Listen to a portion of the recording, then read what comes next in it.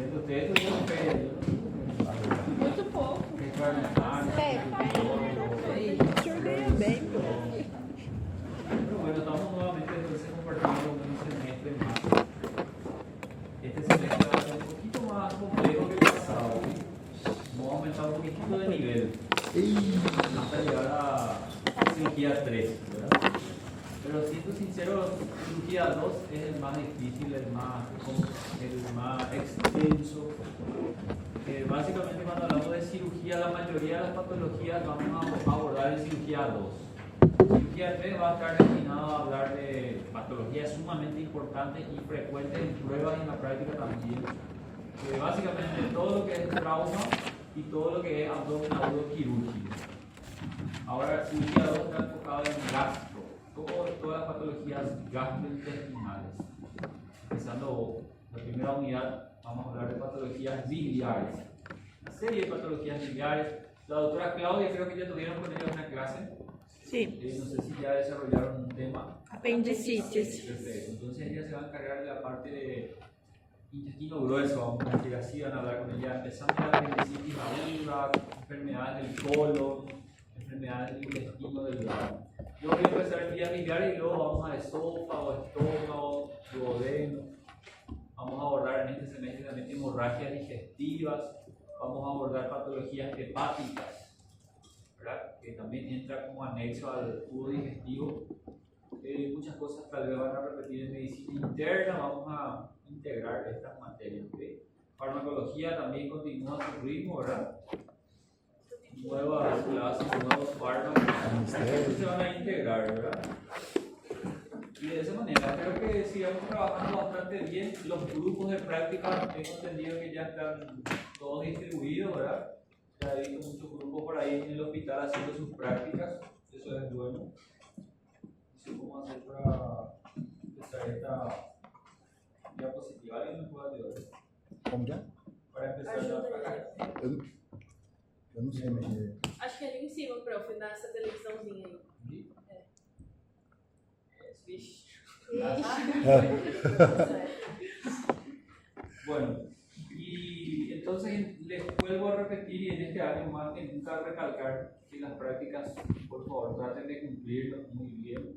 Son 2 prácticas semanales. De alguna manera hay que exigirle también al instructor. Ustedes tienen derecho y al mismo tiempo obligación de cumplir 2 prácticas. ¿Okay?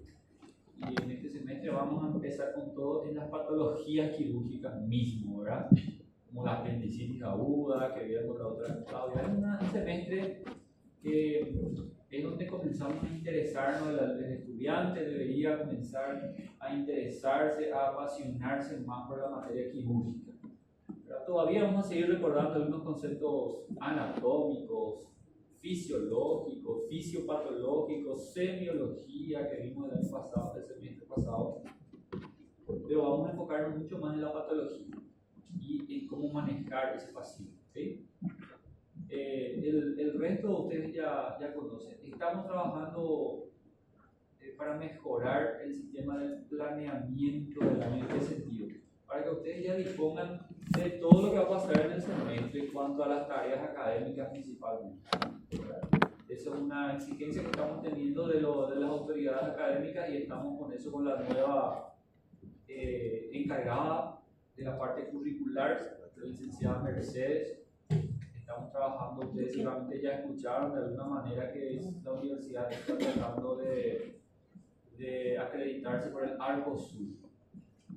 Escucharon hablar de esa, ¿verdad? Entonces eso es un beneficio para todos, a nosotros mismos como docentes, a ustedes como estudiantes, y ahí implica mejorar muchos detalles, como por ejemplo que coincida lo que damos en clase con lo que está en el planeamiento, con lo que está en el libro de cátedra, cuestiones así curriculares, ¿verdad? Y eso le va a beneficiar a ustedes. Una vez que tengamos eso listo, yo les voy a facilitar para que tengan ustedes a mano, ¿verdad? Este semestre también nos pidieron, seguramente por reuniones que también ustedes tuvieron, ¿verdad? Todo es para mejorar. Tratar de hacer de manera más oportuna las revisiones de las tareas académicas, ¿verdad? No dejar al final del semestre para ver cuánto había sido, me equivoqué, ya me olvidé, ni siquiera no sé qué más se escribió en la entrega. Entonces vamos a tratar de hacer una retroalimentación, si es posible, la semana siguiente del taller, a veces en el mismo día del taller. Eso les va a ayudar también para ponerse las pilas y que hay que mejorar, ¿verdad? Les pido permiso para dejar mi celular en alerta porque estoy con un paciente un poco delicado pendiente, ¿está bien?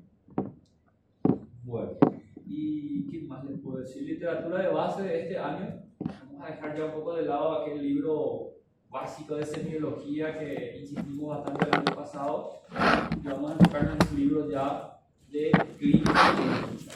El libro de Savington o el libro de Schwartz, cualquiera de ellas es mi recomendación. Ambas son literaturas que muchos ya conocen, son literaturas muy reconocidas y utilizadas, por ejemplo, para el examen de CONAREN en Paraguay, el examen de Revalida en Brasil. Utilizan estos libros como base para las preguntas. ¿Okay? Y vuelvo a repetir, como les dije, el semestre pasado, no se limiten a estos libros. Vamos a tratar de investigar cosas nuevas en internet. Yo siempre trato de introducir algunos nuevas actualizaciones en las clases, ¿verdad? Para eso es la clase. No quiero que se limiten también a la clase. En realidad es un resumen. Yo no puedo ir a explicarles todo lo que está detalladamente en el libro. Es para entender. Siempre mi objetivo de la clase es que ustedes salgan comprendiendo la patología, tener una idea de la patología. Ahora, después hay que ir a leer. Y de repente encontrar algo que yo no dije. Y a mí no me molesta para nada que después vengan y me muestren y cuestionemos. Y eso me ayuda a mí también a aprender, ¿verdad? No sé si tienen alguna pregunta, alguna duda. El sistema de las evaluaciones es muy similar. El examen parcial, bien variado. La gran mayoría en este semestre van a hacer preguntas de múltiple opción. ¿Sí? Menos preguntas múltiples. Múltiple opción y falso verdadero son las modalidades más comunes. También el desempeño integrado, ustedes ya manejan bastante bien lo que es esta malla, no voy a repetir todo lo que ya saben.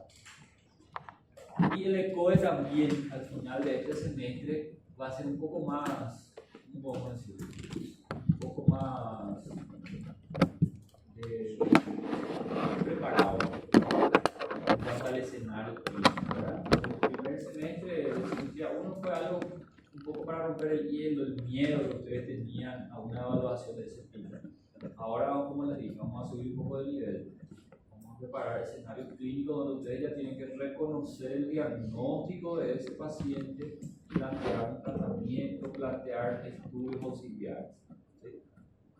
Entonces, básicamente eso, pero nada para asustarse también. Yo creo que es un semestre donde les va a despertar, les va a gustar mucho más cirugía de lo que les gustó en el cirugía 1. ¿Sí? Y de repente muchos se inclinan hacia esta rama que tiene muchísimas puertas, ¿verdad? para poder seguir después del camino. Voy a apagar un poco la luz y ya empezamos directamente la primera unidad. Professor, Já me conhecem, já nos conhecemos. deixa eu perguntar para o senhor, com relação ao congresso que vai ter lá em Assunção, o que ele vai... É que assim, eu ainda não consegui nem o dinheiro para ir, mas eu estou tentando, sabe? Ver se eu consigo ir. Sim. Mas aí, o que a gente pode esperar aí na prova final, aí, ou de alguma coisa? Os pontinhos, Ah, né, prof? Para eu fazer todo esse esforço aí. Yo le digo a los estudiantes que eso no tiene que importarles mucho. Lo importante es ir a adquirir nuevos conocimientos, ¿verdad?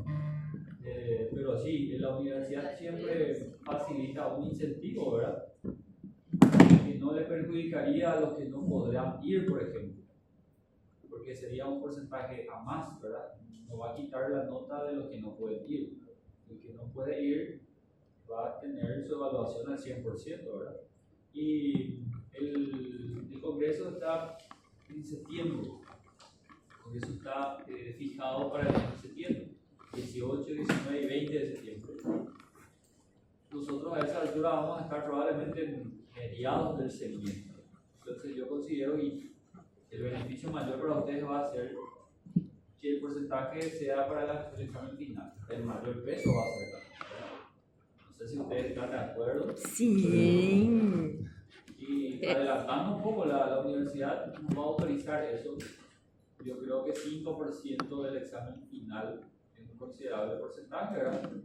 Para ayudar a mejorar un poco la anemia. Así que por cierto es muy valioso ya para aprobar, para llegar a un 90, a un 80. ¿Está bien? Pero sobre todo vayan con el ánimo de ir a aprender algo nuevo. De liberar un poco la cabeza, de distraerse un poco también. Eso hace parte, ¿verdad? Y eso, vamos a confirmar esas informaciones. Pero en principio sí, siempre en los años anteriores se trabaja de esa manera. ¿Sí? É porque é custoso, é difícil, né? A família às vezes conseguir Claro, entiendo perfecto. ajudar para ir. El viaje, la estadía, todo es costoso. ¿Qué más les iba a decir? En las actividades de desempeño integrado también vamos a incluir talleres de presentación de casos clínicos. Vayan preparando en sus grupos de práctica con sus instructores un caso clínico. Si esta primera semana encontré un caso clínico interesante, me llamó la atención, me gustó como contó la compañera, se trató de una paciente que superó un prolapso rectal, algo no muy frecuente.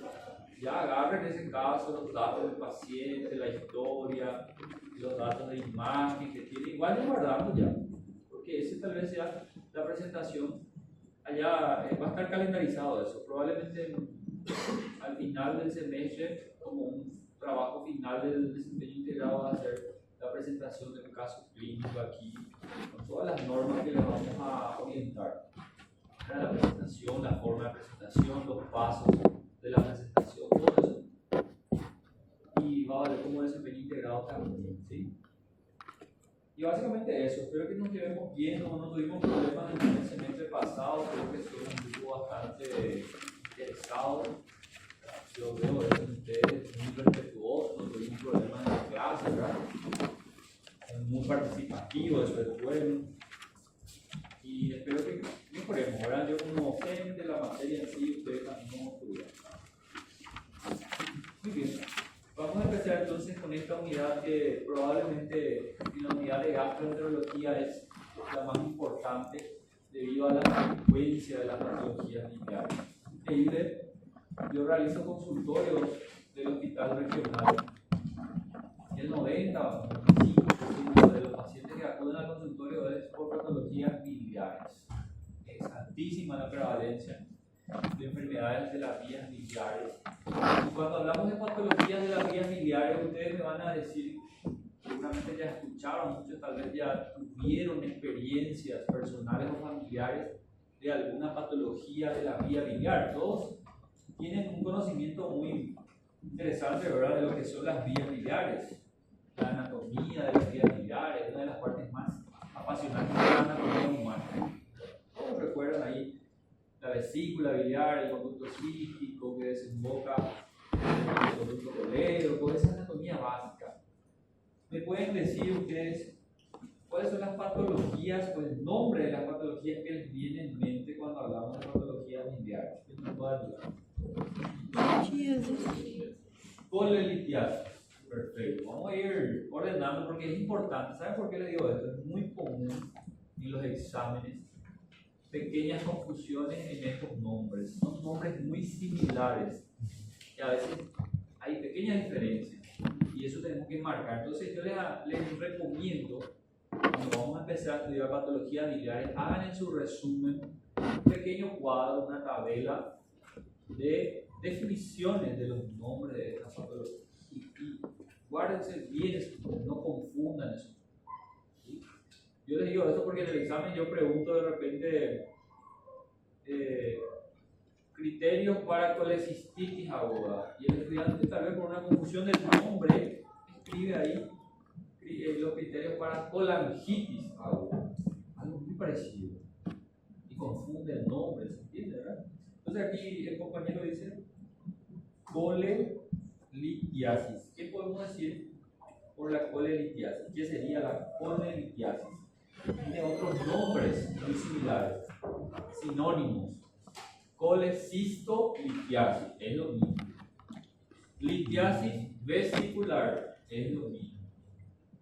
¿Sí? Entonces ahí ya dice su nombre. Es la presencia de litiasis o de cálculos, también se le llama cálculo a las piedras.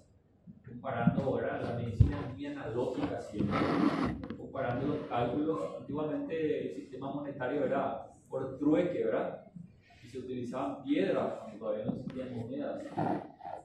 Entonces los cálculos matemáticos utilizaban piedras para hacer los cálculos numéricos. Entonces, por eso se llaman cálculos a las piedras. Para un poco de historia más. Presencia de piedra, presencia de litos o presencia de cálculos en la vesícula biliar. ¿Okay? Eso es colelitiasis. Haciendo referencia a la simple presencia. Cuando yo digo colelitiasis, es la simple presencia. No estoy hablando de una forma complicada, ¿okay? No estoy diciendo que ese paciente tiene síntomas o no tiene síntomas. Estoy diciendo simplemente que hay litos en la vesícula. Otra patología por ahí, ¿cierto? También más. Coledocolitis. Hay una pequeña diferencia, ¿verdad? El nombre también ya lo dice, coledocolitis. Ahora el cálculo no está en la vesícula, está en el colédoco. Una situación más compleja, habitualmente secundaria a la migración del cálculo desde la vesícula al colédoco. Y si vamos a hablar de la anatomía, vamos a recordar algunos detalles importantes. Ahora es definición. Colédoco biliar, presencia de cálculo en el colédoco, en la vía biliar principal. ¿Sí? Otra patología biliar, colecistitis. Muy bien. Colecistitis. Recuerda que todas las itis hacen referencia a un proceso inflamatorio. Es la inflamación y la infección, porque siempre intervienen también gérmenes en este proceso. Inflamación e infección de la vesícula biliar. Otro proceso. Generalmente es secundaria a la colelitiasis. Puede ser también sin presencia de cálculo. Vamos a hablar de eso más adelante. Pero ahora la definición, vuelvo a repetir. Inflamación e infección de la vesícula. Como todo proceso inflamatorio, puede haber signos y síntomas inflamatorios. Fiebre, leucocitos elevados, ¿verdad? Inflamación del peritoneo que rodea a la vesícula, generando signos, uno de los que ustedes más conocen, signo de Murphy, ¿recuerdan? Creo que salió en el examen, no sé si fue el examen. Signo de Murphy. Está inflamado, irritado el peritoneo aquí en el hipocondrio derecho, se genera el signo de Murphy. Eso lo encontramos en colecistitis aguda. Colelitiasis no tiene eso, por ejemplo, porque no está inflamada la vesícula. ¿Se entiende? Colecistitis sí. Colecistitis es un ejemplo de lo que vamos a hablar todavía en el semestre que viene, que es un abdomen agudo inflamatorio. ¿Sí? Adelantando nada más para que se pueda entender todo lo que es. Cuando digo abdomen agudo quirúrgico, el nombre ya dice todo. Son situaciones clínicas, diagnósticos clínicos, que la mayoría de las veces va a requerir una cirugía para su resolución. En la mayoría, no siempre. Pero sí, siempre va a requerir tratamiento inmediato, tratamiento de urgencia. Ejemplo de abdomen agudo quirúrgico, apendicitis aguda, todas las itis, colecistitis aguda, diverticulitis aguda, pancreatitis aguda. Eso es abdomen agudo inflamatorio, ¿sí? Entonces aquí tenemos un ejemplo de lo que es un abdomen agudo inflamatorio, ¿sí? ¿Qué más? ¿Qué más nos hacen? ¿Qué patologías más le vienen a la mente cuando hablamos de patologías biliares?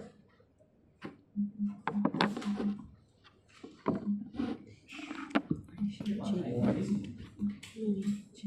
Les hago una pregunta entonces. Bueno, colelitiasis es piedra o litos en la vesícula. Colecistitis es inflamación e infección de la vesícula. Coledocolitiasis es la simple presencia de cálculos en el colédoco. ¿Cómo sería entonces la inflamación, infección del colédoco? Colangitis. Fíjense los nombres como son parecidos. Esta es una de las principales estrellas de hay un asterisco, porque es sumamente grave, potencialmente mortal. colangitis. Vamos a hablar de colangitis ahora. A consecuencia del cálculo de la coledocolitiasis, cuando se infecta la vía biliar, imagínense conmigo la vía biliar llena de pus en vez de bilis. Esa es una situación extremadamente grave y delicada. Y no se limita solamente a la vía biliar. El gran problema es que comienza a generar un síndrome de respuesta inflamatoria sistémica que ustedes ya conocen ese concepto. Falla de múltiples órganos. Y la consecuencia de eso, si no se detiene, si no se trata, es la muerte, ¿verdad? ¿Qué más? Câncer? Neoplasias, vamos a hablar también en esta unidad de las neoplasias de la vía biliar, siendo el representante más común de este grupo cuando hablamos de neoplasias de la vía biliar, cáncer de cabeza de páncreas. Ese es el principal representante de este grupo, lastimosamente, porque es el más agresivo de todos también. Muy silencioso, cuando hay síntomas ya probablemente la enfermedad está avanzada, estamos llegando tarde, ¿sí? Y la consecuencia lógicamente es la alta mortalidad. En cualquier parte del mundo, no solamente en Latinoamérica, muchos personajes tan famosos que fueron diagnosticados con esta afección no pudieron comprar la salud en esta enfermedad, ¿verdad? Por ejemplo, el famoso creador del Apple, ¿verdad? ¿Cómo era su nombre? Steve Jobs. Ejemplo, no. Bueno, también otros tumores de la vía biliar. Vamos a hablar de otros tumores. Aquí no voy a cortar, no vamos a dejar ahí como el de cabeza de páncreas al principal. ¿Sí? Tenemos que aprender a diferenciar un paciente que viene ictérico. Todos saben lo que es ictericia. Viene amarillo el paciente. Y de forma bien práctica tenemos que pensar siempre en dos posibilidades. O ese paciente tiene algo neoplásico, o ese paciente tiene algo benigno, como una coledocolitiasis. ¿Cómo voy a diferenciar esos dos pacientes? Vamos a aprender a hacer eso, ¿sí? ¿Qué más les viene en la mente? Então, a icterícia vai entrar aí também. La ictericia es un síndrome, es un signo, no es un diagnóstico, ¿cierto? Entonces, el paciente que tiene coledocolitiasis va a tener ictericia, el paciente que tiene colangitis puede tener ictericia, el paciente con neoplasia puede tener ictericia, porque la ictericia es un signo, no es un diagnóstico, ¿correcto? Colites também é? Colitis no, la colitis es una inflamación del colon.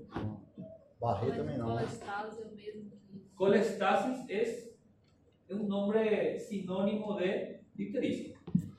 Colestasis significa detención o éstasis, ¿verdad? Éstasis es detención del flujo biliar. En otras palabras, colestasis es un paciente que tiene obstruida la vía biliar por alguno de estos diagnósticos.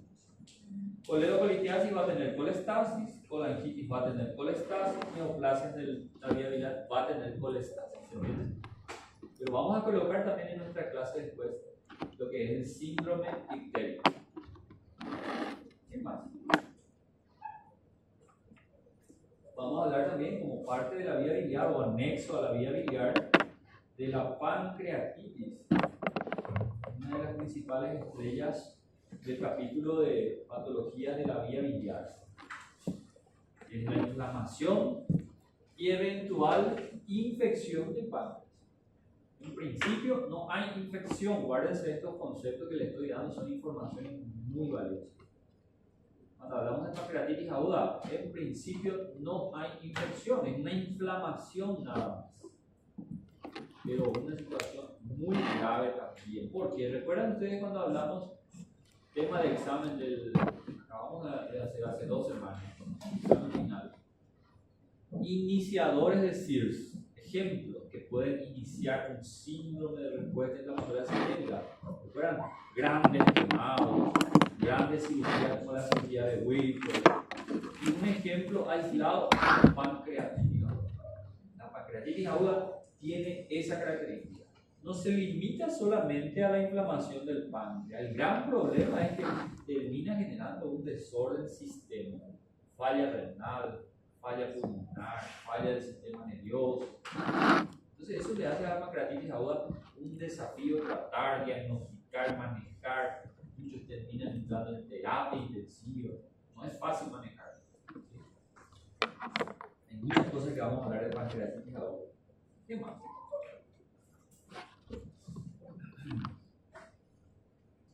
Vamos a hablar también de lo que es un síndrome de Mirici. Un clásico también de la patología biliar, no es muy habitual, pero vamos a aprender a hablar de síndrome de Mirici.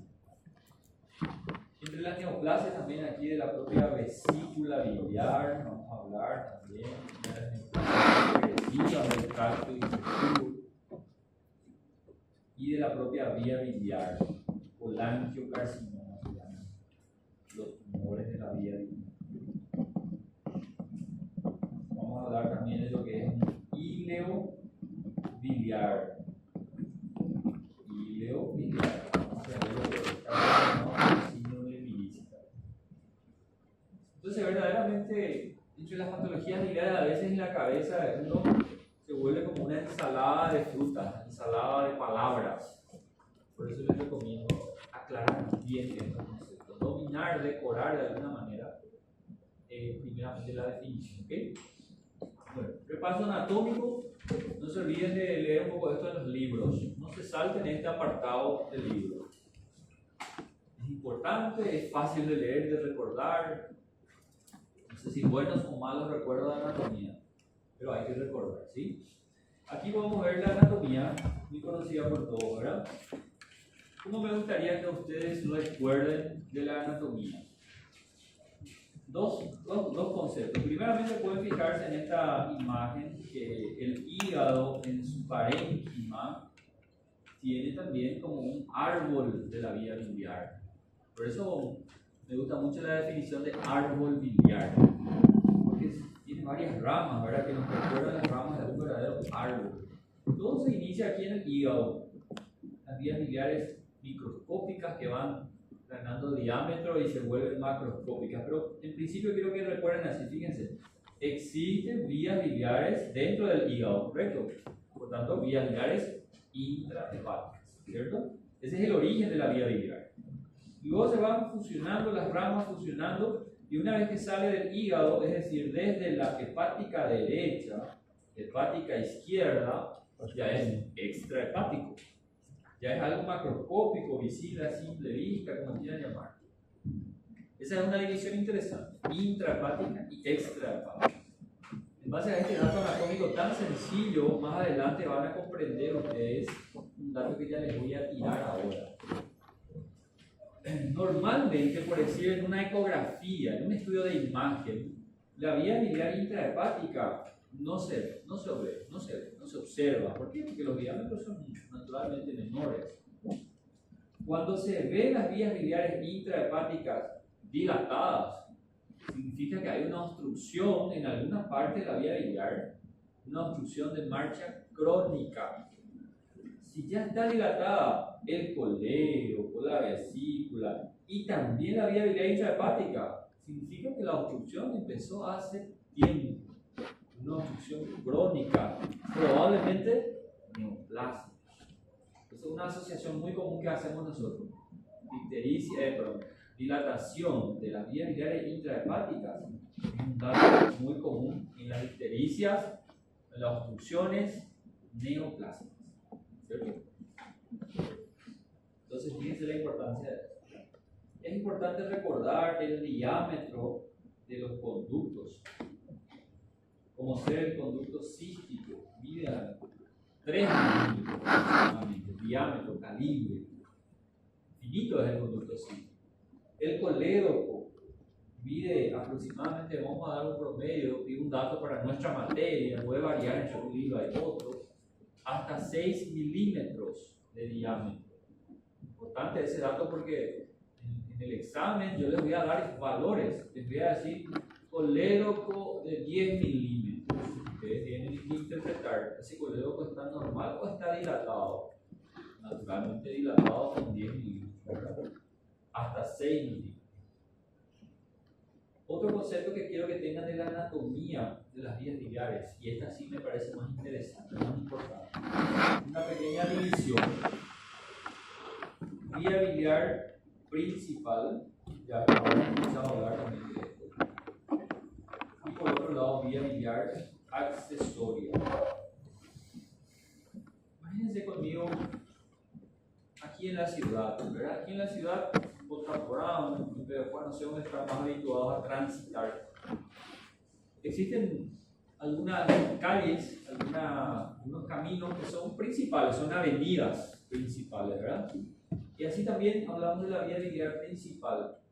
Es la principal vía por donde la bilis transcurre. Desde su origen, ¿dónde es el origen? Dentro do Aquí en las vías hígado, não biliares é? intrahepáticas, hasta su destino final. ¿Dónde es el destino final de la bilis? En el duodeno, ¿verdad? Ahí es donde termina desembocando la bilis para poder ayudar a digerir aquel churrasco bien gorduroso, ¿verdad? Entonces, fíjense que, ¿sí? O diâmetro é até 6 Milímetros del pato colero o del colero, 3 a 6 ou até 6? ¿perdón? 3 a 6? No, hasta 6 milímetros. 3 a 6. 3 milímetros es el diámetro del conducto cístico. ¿Sí? Milímetros, no confundan, ¿eh? Centímetros es otra cosa. Digo porque vamos a hablar de las neoplásicas, el diámetro está tan agrandado que vamos a hablar de centímetros. Cambia la unidad de medida. Entonces, si yo les pregunto, el origen es aquí en el hígado, donde se sintetiza la bilis, ¿verdad? Y el final en el duodeno. La principal vía donde transcurre esa bilis sin ningún impedimento es la vía biliar intrahepática, el conducto hepático derecho e izquierdo, el conducto hepático común y el conducto colero. Estas estructuras forman parte de la vía biliar principal. Es por donde transcurre la bilis de manera directa, desde su origen hasta su destino final. Y por otra parte tenemos una vía biliar accesoria, que está constituida por la vesícula biliar y el conducto cístico. Es aquí donde la bilis, ustedes saben que la función de la vesícula biliar es almacenar, reservar una cierta cantidad de bilis durante el ayuno, los periodos interprandiales. Ahora, imagínense, todos almorzamos al mediodía, entonces ahora, esta tardecita, donde ya gira aquella merienda, el estómago roncando un poco, imagínense sus vesículas ya cargaditas, listas para devorar lo que vamos a comer seguramente en la merienda, en la cena, aquella picaña bien jugosa. Ahí es donde se contrae la vesícula, ya vamos a hablar de fisiología. Entonces, vuelvo a repetir, vía biliar principal está formado por hablando de la parte macroscópica, ¿verdad? Está formado por el hepático derecho, el izquierdo, el común y el colero. Y la accesoria, vesícula biliar y conducto cístico. ¿Por qué les digo esta subdivisión? Toda patología que afecte la vía biliar accesoria, dígase la vesícula y el conducto cístico, no interfiere directamente en el flujo de bilis, ¿cierto?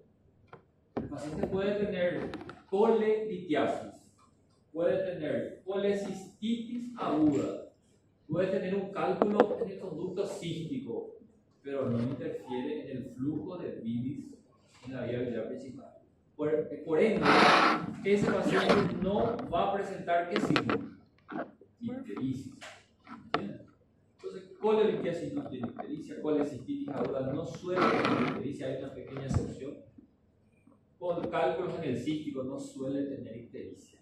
Ahora, cualquier patología que afecte alguna parte de la vía biliar principal, dígase hepático derecho, izquierdo, común o colédoco, interfiere en el flujo de bilis. Entonces suele manifestarse con ictericia. ¿Se entiende? Viene un paciente en la urgencia con dolor en el hipocondrio derecho, pero tiene ictericia. Opa, ese paciente probablemente tiene obstruida la vía biliar principal. Y voy a pensar en colerocolitiasis, colangitis, una ictericia neoplásica, parásitos que se metieron en la vía biliar, cosas más raras que ocurren. Ese dato es importante, ¿sí?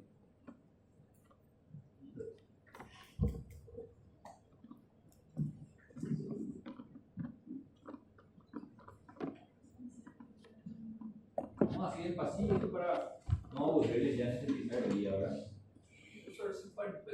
tiene un accesorio. Sí, vesícula biliar y conducto cístico, solamente eso es accesorio. Pero entonces, mirando así macroscópicamente, ustedes ven que si hay un problema aquí en la vesícula, en el conducto cístico, eso no interfiere en el flujo de bilis. La bilis va a continuar fluyendo hacia el duodeno. Bueno, aquí hacemos otra imagen muy interesante de la anatomía y hablando ya un poco de fisiología. Ustedes recuerdan aquí la anatomía, ¿verdad? Recordar en esta imagen que la desembocadura del colédoco se hace en forma común con el conducto de Wilson. Ampliamos esta imagen y tenemos este zoom. El colédoco desemboca en forma común, se une con el conducto de Wilson para desembocar en la segunda porción del duodeno, ¿verdad? A nivel de la papila duodenal o carúncula duodenal mayor, donde existe un verdadero componente esfinteriano, fibras musculares que rodean esta desembocadura y que se conoce como esfínter de Oddi, ¿verdad? El esfínter de Oddi. Y esta contracción, esfínter es una estructura muscular que se contrae en cierto tiempo y se relaja en cierto tiempo. Naturalmente, cuando el esfínter está contraído, no hay flujo biliar, ¿verdad? Si el esfínter está cerrado, la bilis termina estancada en la vía biliar. ¿Eso en qué momento ocurre? En el periodo interprandial. Ahora, imagínense esos esfínteres de Oddi, también cerraditos. ¿Sí? ¿Cómo se regula esta relajación y contracción? Por una coordinación neurohumoral. ¿Sí? Neurohumoral, por sustancias químicas, donde el principal representante de estas sustancias químicas es la colecistoquinina o colecistocinina. ¿Sí? La colecistocinina, ¿en qué consiste esta parte? Creo que va a practicar en esta imagen de abajo. Imagínense ustedes, se van a comer aquella picaña bien jugosa, dijimos, ¿verdad? Llega ese alimento en el duodeno. De grasa, gordura, ¿verdad? Una serie de sustancias. Eso automáticamente estimula a las células duodenales a liberar colecistoquinina. La presencia de gorduras, la presencia de alimentos en el duodeno. Se libera colecistoquinina en la sangre, es una cuestión humoral, hormonal, si quieren llamar. ¿Cuál es el efecto de la colecistoquinina? Va a actuar en dos partes. Primero, sobre la propia vesícula biliar. La vesícula biliar que estaba ahí estancada de bilis, reservando bilis. ¿Qué va a pasar con la vesícula biliar? Se exprime, se contrae, al mismo tiempo que el esfínter se relaja. Entonces eso hace que este pool, esta reserva de bilis, venga a acudir para que se pueda digerir ese alimento. Así funciona el sistema, esta regulación. ¿Okay? Ahora imagínense que vamos directamente ya a una patología. Paciente con colelitiasis. No solo tiene bilis en la vesícula, sino que tiene litos. Están ahí libres, flotando en la vesícula. Y en cualquier momento puede ser que un lito venga a colocarse aquí caprichosamente en el orificio del cístico. ¿Se entiende?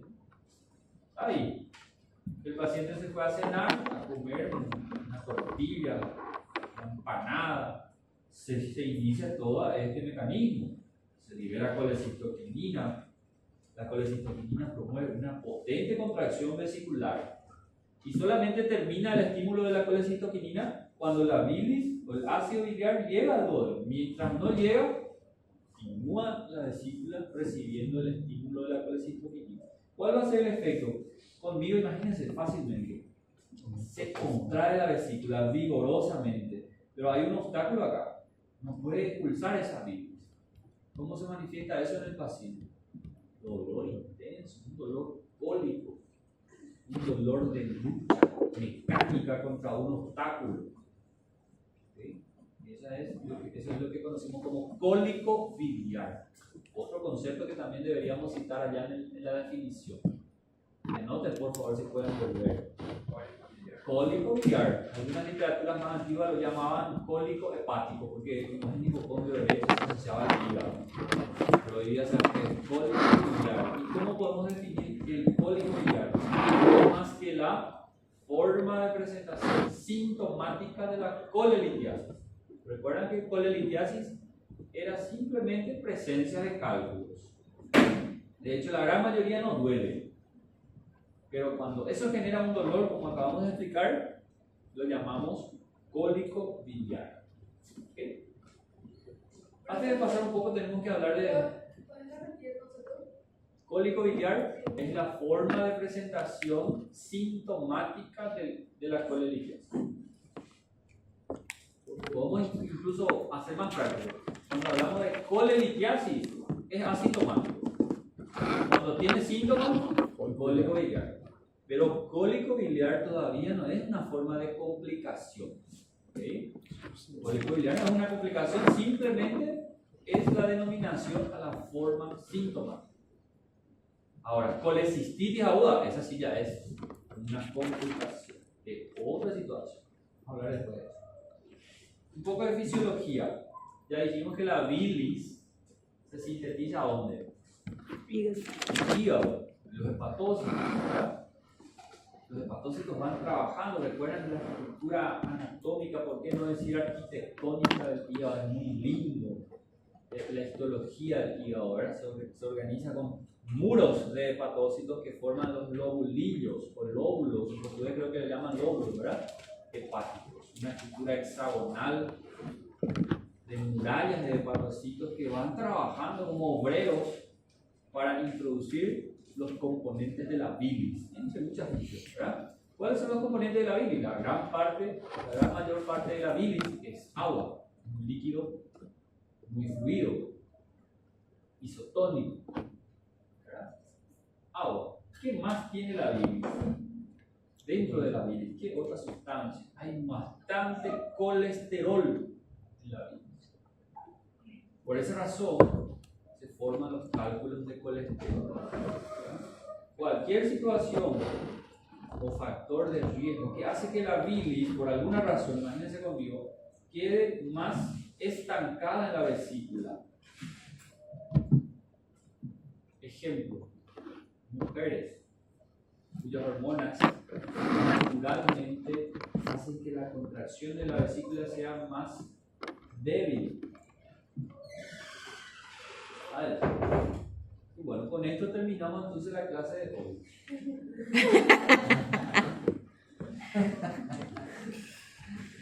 Llegó justo a tiempo. Las hormonas sexuales femeninas promueven una parálisis de cualquier musculatura lisa en general, y más todavía de la vesícula. Entonces imagínense conmigo nada más comparando mujer y hombre, la contracción de la vesícula es menos intensa en la mujer, por tanto hay más éstasis de bilis, y queda concentrado ahí la bilis, queda estancado, se va concentrando con los componentes como el colesterol y se va formando cálculos. Por esa razón la colelitiasis y la litiasis vesicular es mucho más frecuente en mujeres. Uno de los factores que estoy diciendo, factor hormonal. Por otro lado, la multiparidad, también relacionada a las hormonas. Una gestación es como una bomba de hormonas, ¿cierto? Cuanto más hijos tiene una mujer, más expuesto a hormonas estuvo. Por tanto, aparece litiasis vesicular. Vamos a ver después enseguida otros factores. ¿Qué otro componente tiene la bilis? Agua ya dijimos, ¿verdad? Agua es el principal componente. Sí. Tiene también enzimas. Pode repetir as enfermidades. Bilirrubina, né? Perdón. As enfermidades que aparecem na hormonal.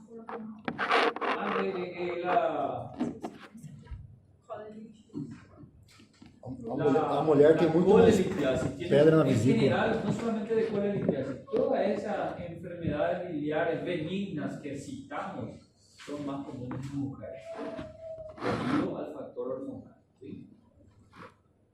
El sexo femenino en sí es un factor de riesgo. En la enfermedad biliar, O resto também. hay otra patología donde el sexo masculino es factor de riesgo, para dejar aquí demostrar. Porque están filmando, después me pueden denunciar por machismo. A gente concorda, profe. Já abriu um diálogo aí. Sim. Aquele conduto que está dentro do pâncreas, como que é o nome dele? Wilson, conducto pancreático principal es Wilson. ¿Recuerdan? Entonces, bueno, aprovechando la pregunta ahí del compañero, cualquier situación que afecte al esfínter de Oddi, una inflamación del esfínter de Oddi acá, imagínense conmigo, una oditis, va a obstruir el flujo de bilis y también va a obstruir el flujo de enzimas pancreáticas y puede generar pancreatitis. O un cálculo, litiasis, que viene a obstruir justamente acá en el esfínter de Oddi, va a obstruir el flujo de bilis y también del páncreas, pancreatitis aguda. ¿Sí? ¿Qué otro componente tiene la bilis? Muy importante, tal vez uno de los más importantes. Bilirrubina. Además de tener electrolitos, ¿verdad? Tiene bilirrubina. ¿Qué tipo de bilirrubina tiene la bilis? Conjugada, directa, ¿verdad? ¿Dónde se sintetiza la bilis? La bilirrubina. Clásico, pero Não, não é? ¿dónde se sintetiza? ¿Dónde nace la bilirrubina? En el vaso. El famoso órgano conocido como el cementerio de los glóbulos rojos, ¿verdad? ¿Por qué se conoce así al vaso? Porque ustedes saben que los eritrocitos viven ¿cuántos días aproximadamente? 120. 120 días, ¿verdad? Y tienen una propiedad muy interesante, que tienen una elasticidad de sus paredes. Eso significa que pueden driblar distintos capilares del cuerpo. El problema es que en el vaso existen capilares que son sumamente estrechos. ¿Verdad? Imagínense conmigo que cuando el eritrocito va a pasar por el vaso, es como pasar por un terreno pantanoso. Y cuando tiene 120 días ya es tan rígido que termina rompiéndose en el vaso. Se rompe el eritrocito, libera el grupo hemo y por otro lado libera la globina y a partir de esta se forma la bilirrubina en su fracción indirecta, desconjugada. Entonces, ¿dónde se origina la bilirrubina? En el vaso, en forma indirecta, no conjugada. ¿Se elimina por la orina esta? No se elimina por la orina. Para eliminarse por la orina debe conjugarse. ¿Verdad? Gracias a la circulación portal, vamos a hablar de todo eso, esa bilirrubina indirecta va a conducirse al hígado. Y en el hígado va a ocurrir el metabolismo de la bilirrubina, que tiene 3 pasos, ¿recuerdan? Por bioquímica tal vez. Primer paso, captación. Segundo paso, conjugación. Ahí es donde la beta-glucuronidasa, que es la enzima, que va a conjugar la bilirrubina indirecta y lo va a transformar en directa o conjugada. Y el tercer paso, excreción en la vía biliar. O sea, cuando tenemos bilirrubina aquí en la bilis, ya está conjugada, ¿verdad? Ya es directa. Y es la responsable de teñir las heces de su coloración clásica. Mientras haya bilirrubina directa en la bilis, las heces tienen coloración marrón. Ahora imagínense un paciente que viene a decir, doctor, yo estoy defecando blanco, parece esta mesa. ¿Cómo se llama eso? Colia. Significa que no está teniendo bilirrubina directa en su materia fecal. Difícilmente va a tener solo acolia, generalmente tiene los demás componentes de un síntoma, ¿verdad? Muy bien. ¿Qué más tiene la bilis? Muy importante, tal vez el más importante de todos. Ácidos biliares, así se llama. El ácido ursodesoxicólicos, por ejemplo. Y este es uno de los más importantes porque cumple un verdadero círculo, como quieran llamarlo, círculo enterohepático. Se recicla el ácido. ¿Cómo funciona el sistema? Bueno, estos ácidos biliares son los que sirven específicamente para emulsionar, para degradar la grasa que llega al duodeno. ¿Qué es la picaña que ya dijimos? La gordura de la picaña, de todos los alimentos ricos en grasa, necesitan de ácidos biliares para ser digeridos. Si no hay ácidos biliares en la bilis, ¿cómo se va a digerir la grasa? No se digiere la grasa y el paciente elimina materia fecal con gordura, bruta. Eliminación de grasa por la materia fecal. El paciente decía, doctor, mi materia fecal es un poco raro. Parece que yo elimino gordura, pedazos de gordura. Esteatorrea. Mas teve outro nome. Esteatorrea, eliminación de grasa por la materia fecal. Directamente estoy pensando, opa, el círculo de ácidos biliares está fallando en algún punto. ¿Cómo funciona este círculo? Dentro de la bilis hay ácido, vamos a pintar el ácido de amarillo, ¿verdad? Ácidos biliares. El ácido biliar digiere la grasa y va yendo por todo el intestino, ¿verdad? Todo el duodeno, yeyuno, íleon. Llega en el íleon, los ácidos biliares son reabsorbidos gracias a la circulación portal. Ustedes recuerdan que el drenaje venoso de todo el tubo digestivo es por el sistema de la vena porta, ¿cierto? Entonces la vena porta lo que hace es volver a reciclar, volver a absorber ácidos biliares. Se va a ir por el sistema de la vena porta, va a llegar al hígado, los hepatocitos vuelven a reutilizar los ácidos biliares y le vuelven a colocar en la bilis de nuevo. ¿Se entendió que es un círculo? Un círculo sumamente útil y necesario para nuestro cuerpo que se llama círculo enterohepático, porque del intestino al hígado, nuevamente al intestino y al hígado. Si en cualquier parte de este círculo hay una patología, entonces el paciente va a tener dificultad para digerir, metabolizar las gorduras, va a tener esteatorrea. Ejemplo, un cálculo biliar, nuevamente vamos al cálculo. Se trancó la vía biliar principal, la bilis queda estancada aquí, con todos sus elementos. ¿Cómo va a estar la bilirrubina del paciente?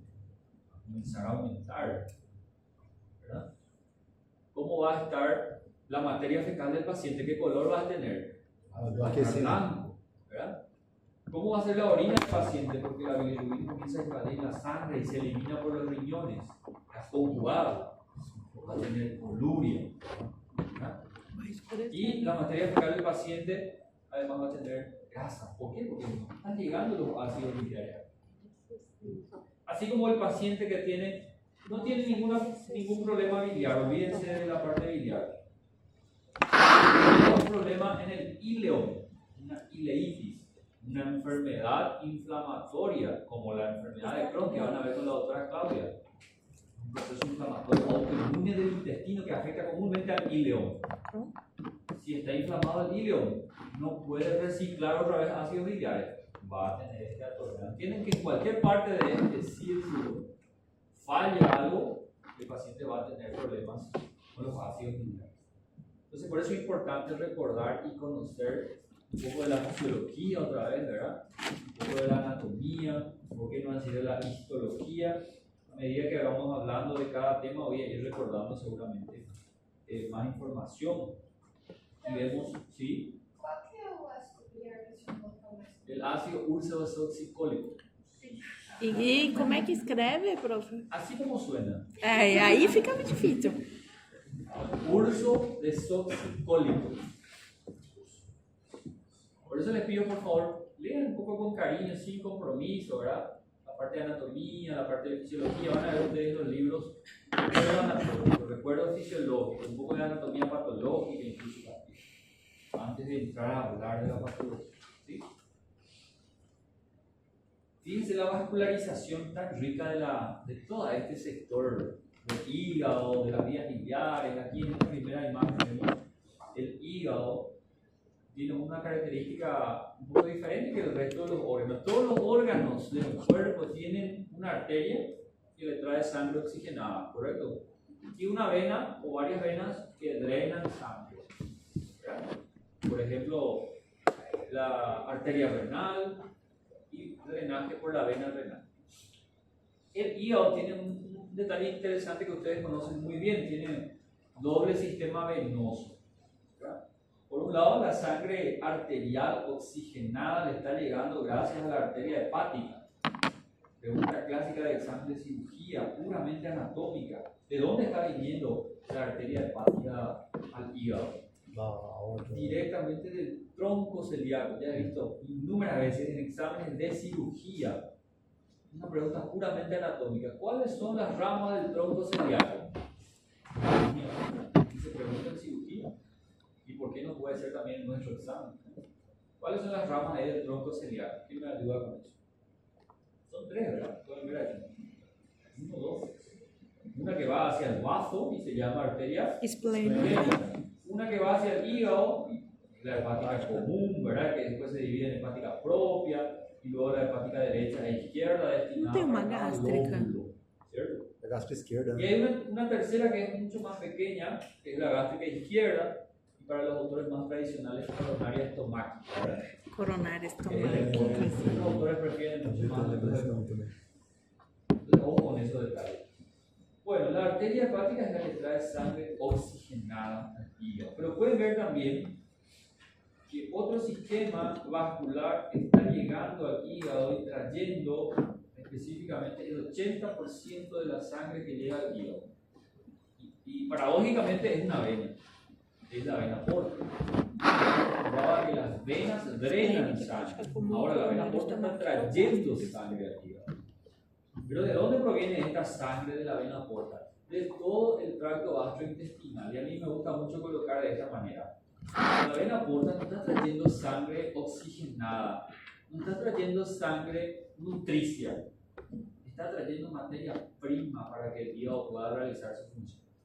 Imagínense conmigo que la vena porta drena todo lo que nosotros consumimos y se va degradando en el intestino, macronutrientes. Y la vena porta trae como una materia prima bruta, vamos a decir así, para que el hígado le transforme en aminoácidos, en hormonas, en factores de coagulación, ¿verdad? Por eso me gusta mucho comparar así. La sangre que viene por la vena porta es materia prima para el hígado, un órgano tan espléndido, ¿verdad? Como una verdadera usina hidroeléctrica con múltiples funciones muy importantes para nuestro cuerpo. Vamos a hablar ya de ello. Y por otro lado también el hígado tiene su sistema venoso común y corriente como todo órgano. Son las venas hepáticas o suprahepáticas por su localización. Ahora, normalmente son tres: la derecha, la media, esta media suele ser inconstante, y la izquierda. Como pueden ver, desemboca directamente en la vena cava. Entonces la sangre viene por la vena porta y por la arteria hepática y termina pasando por el hígado. Y acuérdense de este consejo, de este dato muy interesante también que les doy. El hígado funciona como una esponja, ¿cierto? Una esponja que permite el fácil pasaje y filtrado a su paso, ¿verdad?, de sangre y luego su llegada hacia el sistema de la vena cava en condiciones normales. Y por ese pasaje fácil del sistema de la vena porta o de la sangre que circula por la vena porta es donde ocurren los milagros ahí, las reacciones químicas, ¿verdad? La formación de factores de coagulación, ¿verdad? Toda la arquitectura espectacular del hígado que va drenando, podemos decir, va filtrando como sistemas de embudo ahí, ¿verdad? De los lobulillos hepáticos, hasta que llega en la vena cava, solamente llegan sustancias que pueden pasar. Sustancias tóxicas que no pueden llegar a la circulación sistémica. El hígado se encarga de eliminar a través de la vía, por ejemplo, ¿verdad? Esa es la maravilla del hígado. Ahora imagínense conmigo que vamos a hablar en este semestre. El hígado puede estar enfermo. Una de las patologías más populares del hígado es la cirrosis hepática, que no es sinónimo de fibrosis, pero uno de esos procesos es la fibrosis. Entonces ahora, en vez de comparar al hígado como una esponja en portugués se entiende. Sí. Ahora vamos a imaginar que el hígado se transformó en fibrosis y podemos compararlo con un verdadero ladrillo, un chillolo. La sangre portal viene trayendo materia prima, queriendo filtrar al hígado, pero el hígado ahora, en lugar de permitir un fácil pasaje, se transforma en una resistencia a la sangre, una muralla. ¿Y qué pasa con esa sangre en el sistema portal? Queda varado, ¿verdad? Queda acumulado en el sistema de la vena porta. ¿Y qué pasa con la presión dentro de la vena porta? Hipertensión portal. Y comienzan a aparecer desórdenes clínicos que conocemos como síndrome de hipertensión portal. Por ejemplo, si aumenta la presión dentro del sistema porta, la presión hidrostática, recuerden la presión hidrostática aumenta y comienza a basar o filtrar líquido en la cavidad abdominal. Así. ¿Verdad? Recuerden aquí que una de las ramas de la vena porta es la vena esplénica. Comienza a retroceder toda esta sangre, el vaso comienza a aumentar de tamaño, queda congestivo. Esplenomegalia. Comienza a aparecer circulación colateral de la superficie del abdomen, aquella cabeza medusa. ¿Por qué? Porque la circulación embrionaria se pone nuevamente en actividad, se vuelve a permeabilizar, de tan elevada que está la presión, la vena umbilical se vuelve a permeabilizar y comienza a haber circulación venosa colateral, entre otras manifestaciones sintomáticas. ¿Sí? Eso es la parte de patopatía, la relación que tenemos con la vía biliar. Bueno, y aquí vemos la rica vascularización también de lo que es la vía biliar en sí, ¿verdad? La clásica arteria cística es esa arteria que perseguimos cuando operamos una vesícula, tenemos que encontrarlo. Rama en 75% de las veces es rama de la hepática derecha, como pueden ver en esta imagen. Existen variantes anatómicas. Puede ser rama de la hepática izquierda, puede provenir directamente de la hepática común, variantes anatómicas, pero esto es la anatomía clásica. ¿Ya? Provienen entonces la vascularización de la vía biliar, de la vesícula, del coleo, que pueden ver que provienen de ramas del tronco celíaco a través de las hepáticas o de la mesentérica superior. Recuerdan aquí estos arcos que se forman aquí alrededor de la cabeza del páncreas, los arcos pancreáticos duodenales, son 4 arcos, ¿verdad?